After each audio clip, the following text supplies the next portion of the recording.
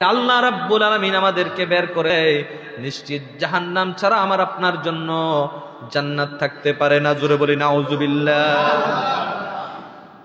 এ মুসলমান ইমানদার, নামাজ এমন আমল, নামাজ এমন আমল, নামাজ এমন আমল। আজকে সেই নামাজের কাছে আমরা নাই। কেমনে আল্লাহর জান্নাতে যাব একটু চিন্তা করে দেখেন। আল্লাহর জান্নাতে যাওয়া আমাদের জন্য সম্ভব হবে? বলে হুজুর ফজরের সময় তো ডাকেন, ফজরের সময় তো আজান দেওয়া হয়, কিন্তু আমি উঠতে পারি না, প্রচন্ড শীত, কম্বল মুড়ি দিয়া যখন ঘুমাই। আমার কানের কাছে ডাক দিবেন ঠিক আছে, কিন্তু আমি মসজিদে আসতে পারবো? এমন অনেক গার্জিয়ান আছে, আমাদের বাবা মা আছে, বাবা মায়েরা সন্তানকে ডাক দিতে চায় না। শীত আমার সন্তানকে গ্রাস করবে। কিন্তু একটু চিন্তা করে দেখেন, যদি আপনার সন্তানকে আপনার সামনে যদি জাহান্নামের আগুনের মধ্যে জ্বালানো হয়, তাহলে কি আপনি জাহান্নামের আগুনের মধ্যে আপনার সন্তানকে নিক্ষেপ করতে চাইবেন নাকি? না না, কেউ চাইব না। অথবা আপনার ঘরের মধ্যে আগুন লেগেছে, আল্লাহ না করুক আগুন লাগে, কি লাগে না?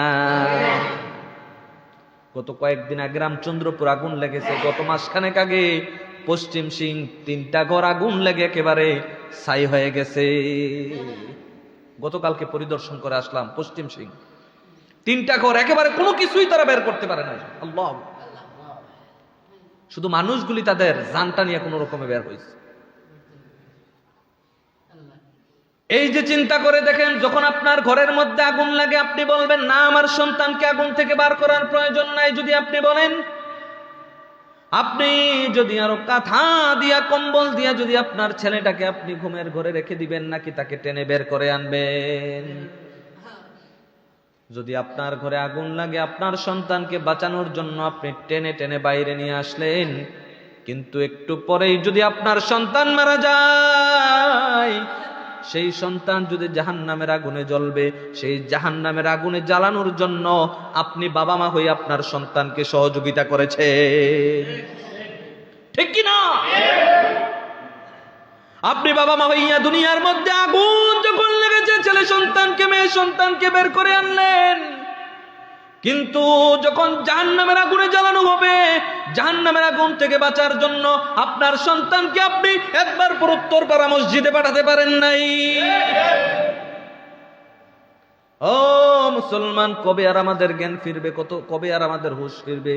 সন্তানের বডি বানান আপনি ঘুমের ঘরে শোয়া শোয়া, কিন্তু আল্লাহর কাছে যখন ধরা পড়ে যাবে, আপনার সন্তান যদি কিয়ামতের দিন ধরা পড়ে যায়, মনে রাখবেন কিয়ামত পর্যন্ত আপনি যদি সেই নামাজে এসে মসজিদে এসে যদি আপনি নামাজের মধ্যে সেজদা অবনত চিত্তে সব সময় যদি সেজদা দিতে থাকেন, কিন্তু কিয়ামতের দিন সন্তান আল্লাহর কাছে নালিশ করবে, ও আমার রব, আমার মা বাবা আমাকে কোনোদিন বলে নাই নামাজে যাওয়ার জন্য, আমার বাবা একাকি নামাজ আদায় করেছে মসজিদে গিয়া, আমাকে কোনোদিন বলে নাই। আমার বাবা মায়ের আমার সামনে আনেন, আজকে তাদেরকে পাড়া দিয়া জাহান্নামে চলে যাব।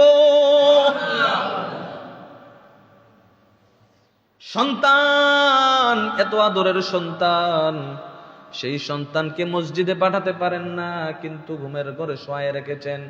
আপনি চিন্তা করেন না, অতি তাড়াতাড়ি সেই দিন আসতেছে যেদিন মৃত্যুবরণ করবেন, আপনি মসজিদে আইসা একা একা নামাজ পড়ে জান্নাতে যাবেন, সেটা হবে না। আপনার সন্তান যদি আপনার বুকের উপর পাড়া দিয়া ওই দিন যদি জাহান্নামে চলে যায়, আপনি কখনো আল্লাহর জান্নাতে যেতে পারবেন না। তাহলে নামাজগুলি আমাদেরকে সঠিকভাবে করা লাগবে মুসলমান, নামাজগুলি আমাদেরকে আদায় করা লাগবে।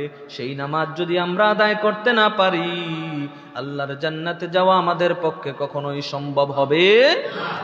নামাজ ধরবেন কখন? আজ থেকে, এখন থেকে। পারবেন তো ইনশাআল্লাহ? যুবক ভাইরা পারবে তো? আল্লাহ যেন আমাদের সবাইকে কবুল করে, আমরা বলি আমিন। সবাই হাত উঠাই আমিন। আল্লাহ তাআলা আমাদেরকে বলেন, আমাদেরকে আর কখনো শয়তানের প্ররোচনায় পড়ে